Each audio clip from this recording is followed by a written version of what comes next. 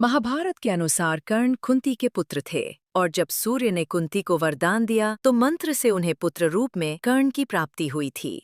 उस वक्त कुंती अविवाहित थी, इसलिए उन्होंने कर्ण का त्याग कर दिया और बाद में उन्हें एक रथ चालक ने पाला था। इस कारण से उन्हें सूतपुत्र भी कहा जाता था। महाभारत युद्ध के दौरान कृष्ण जी पांडवों की तरफ से थे तो वहीं कर्ण कौरवों की तरफ से थे, लेकिन फिर भी श्री कृष्ण ने कर्ण का अंतिम संस्कार क्यों किया था, आइए आपको बताते हैं।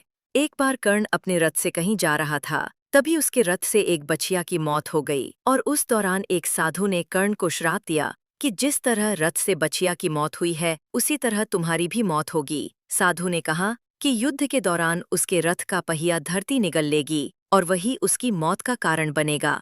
महाभारत युद्ध के दौरान कर्ण के रथ का पहिया जमीन में धंस गया था और तभी अर्जुन ने अपना दिव्यास्त्र निकाला और कर्ण पर वार कर दिया। जिस प्रकार साधु ने श्राप दिया था उसी तरह कर्ण की मृत्यु हुई थी।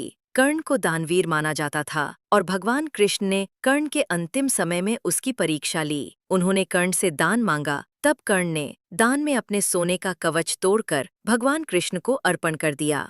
इस दानवीरता से प्रसन्न होकर भगवान कृष्ण ने कर्ण को वरदान मांगने को कहा। कर्ण ने वरदान रूप में अपने साथ हुए अन्याय को याद करते हुए भगवान कृष्ण के अगले जन्म में उसके वर्ग के लोगों को सुखी जीवन दान देने को कहा और दूसरे वरदान रूप में भगवान कृष्ण का जन्म अपने राज्य लेने को मांगा। इसके बाद उन्होंने कहा कि तीसरे वरदान आप मुझे दीजिए कि मेरा अंतिम संस्कार ऐसा कोई करे जो पाप मुक्त हो। भगवान कृष्ण ने सभी वरदान कर्ण के स्वीकार कर लिए, लेकिन तीसरे वरदान के बारे में वो सोचने लगे कि भला ऐसा कौन है जो पाप मुक्त हो। वरदान देने के वचनबद्धता थी, इसलिए कर्ण का अंतिम संस्कार भगवान कृष्ण ने अपने ही हाथों से किया था।